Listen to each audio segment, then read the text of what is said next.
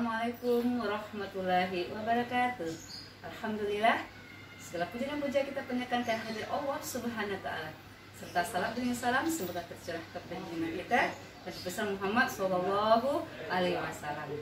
Alhamdulillah, kita bertemu kembali dari kajian Islam secara online yang diselenggarakan oleh Yayasan Kuningan Jakarta. Baik, agar kajian ini mendapatkan rahmat dan ridha dari Allah Subhanahu wa taala, kita buka sama-sama dengan membaca basmalah. Bismillahirrahmanirrahim. Selanjutnya, hari ini kita akan mengambil tema hijrah di zaman milenial. Bicara masalah hijrah, ini sering kita dengar kata-kata hijrah. Dan kalau kita lihat arti hijrah dari segi bahasa Arabnya adalah berpindah. Berpindah dari tempat, ya, satu tempat ke tempat yang lain, sebagaimana hijrahnya Rasulullah dari Mekah ke Madinah.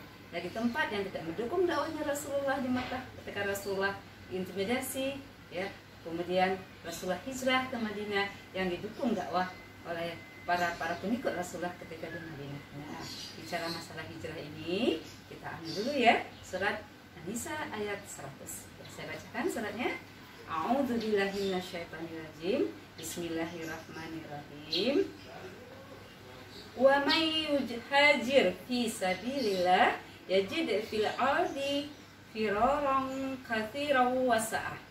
Wa may yakhruj min baitihi muhajiran ila Allah wa rasulihi thumma yudrikuhul mautu faqad waqa'a ajruhu Allah.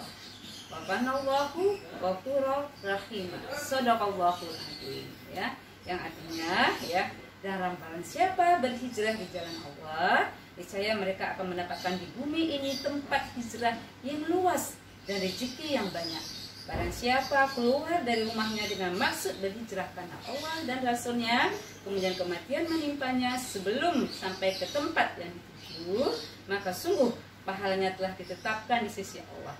Dan Allah Maha Pengampun, Maha Penyayang. Nah, kalau itu kita bicara masalah hijrah tempat, ya. Nah, kali ini karena sekarang di zaman era milenial, nah, kita akan bicara bagaimana sih hijrah di zaman milenial ini. Bisa jadi di zaman milenial ini kita ada beberapa hijrah. Pertama kali bisa hijrah secara fikrah, pola pikir. Setelah itu ada lagi namanya hijrah secara suluk, tingkah laku, akhlak, sifat. Ada lagi yang namanya hijrah secara penampilan. Ya. Nah, kita bicara dulu masalah hijrah berhubungan dengan pola pikir. Ya. Pola pikir bagaimana kita hijrah? Dari pola pikir yang kita memisahkan antara agama dan kehidupan itu kita harus hijrah. Kita harus menjadikan kehidupan kita itu sesuai dengan aturan-aturan Allah. Karena tidak ada pemisahan antara agama dan kehidupan. Ketika kita beribadah, ketika kita bertebaran di muka bumi mencari nafkah, kita mencari nafkah yang halal sesuai dengan syariat Allah. Karena apa? Karena kita mengatakan di dalam sholat kita, inna sholati wa nusuki wa mahyaya wa mamati lillahi alamin. Ketika kita bekerja, kita ingat Allah. Kita bekerja, kita sanakan juga syariat Allah. Jadi kita mengambil rezeki yang halal, bekerja yang baik, bekerja yang bisa membuat kebahagiaan, bekerja membuat sesuatu hal yang lebih baik lagi. Bukan malah merusak, ya. Bukan malah melakukan hal-hal yang melanggar aturan-aturan Allah. Itu yang pertama. Jadi hijrah pola pikir bagaimana, ya, kita terus, ya, mengaplikasikan kehidupan kita itu sesuai dengan aturan-aturan Allah, dan memisahkan antara agama dan kehidupan, ya. Kemudian apa lagi hijrah dalam era milenial ini adalah hijrah dari segi pola sikap atau suluk atau tingkah laku, ya, sikap atau tingkah laku. Bagaimana? Yang tadinya, ya, dia belum paham mengenal Islam, setelah itu dia ikut kajian-kajian Islam, ikut pengajian-pengajian, dia mulai tahu, setelah itu dia mulai hijrah di sikap tingkah lakunya. Yang tadinya dia kasar menjadi perilaku yang lembut. Yang tadinya tidak pernah melakukan kasih sayang terhadap keluarganya, masyarakatnya, tetangganya, alhamdulillah dia menjadi pribadi yang saling berbagi, pribadi yang berkasih sayang. Itu sikap atau tingkah laku. Yang tadinya dia cuek, yang tadinya dia pemarah, yang tadinya dia kasar, setelah dia mengenal Islam, setelah mengenal aturan-aturan Islam, menjadi pribadi-pribadi yang dicontohkan oleh Rasulullah. Apalagi kalau kita lihat Rasulullah itu adalah contoh yang luar biasa, ya. Karena Rasulullah memiliki budi pekerti yang sangat luhur. Nah, ketika dia memperhatikan akhlak, memperhatikan sikap-sikap yang ada dalam aturan Islam, dia akan menjadi pribadi yang lebih baik, memiliki sikap-sikap yang lebih baik. Itu insya Allah, ya. Nah, apalagi yang penampilan itu juga bisa hijrah secara penampilan. Dia penampilan bagaimana caranya, gitu ya. Banyak sekarang kita lihat ya, orang telah mempelajari Islam, ikut kajian-kajian Islam yang tadinya berpenampilannya tidak menutup aurat, sembrono gitu ya. Setelah orang-orang sekarang ini, alhamdulillah penampilannya sudah rapi, menutup aurat dengan rapi ya. Yang tadinya mungkin dia bermain film, artis-artis, sekarang banyak lah. Kita lihat artis-artis, komunitas-komunitas sekarang itu bikin dia komunitas-komunitas bantu sosial masyarakat. Nah setelah itu juga pengajian-pengajian gitu ya, yang insya Allah itu menambah ilmu ya. Kemudian menyebarkan salam, menyebarkan kasih sayang ya, masya Allah ya. Jadi dengan penampilan sekarang banyak. Jadi kalau dulu awal dulu kan orang menggunakan jilbab itu kayaknya sangat takut. Kalau sekarang alhamdulillah orang pakaian muslimah itu sudah alhamdulillah di mana-mana kita temukan karena sudah berubah penampilan. Setelah itu mereka setelah berubah penampilan, hati itu juga harus hijrah.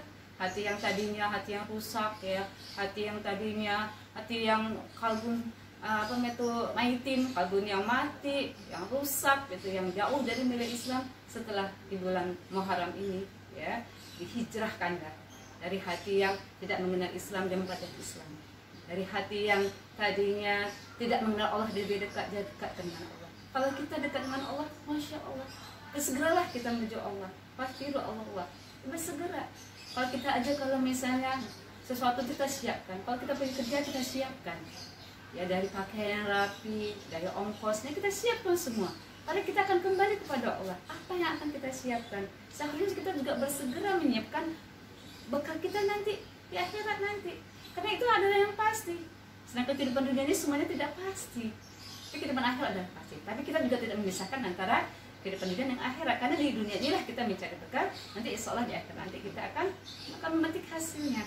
Nah, di dunia inilah kita bekerja keras ya, melakukan kebaikan-kebaikan. Nanti di akhirat nanti kita akan menemui Allah di surga firdosnya nanti ya. Dan insya Allah ya. Nah, setelah itu kita ajak semua orang-orang sekitar kita. Kita ajak semua orang-orang kita menjadi orang-orang yang senantiasa mengingat Allah di mana saja berada. Itulah hijrah di era milenial. Jadi pola pikir yang tidak Islami menjadi Islami, akhlak yang tidak Islami menjadi akhlak lebih Islami, penampilan yang tidak Islami menjadi penampilan lebih Islami. Kemudian juga di era milenial ini juga harus hijrah kata-kata, ya lisan.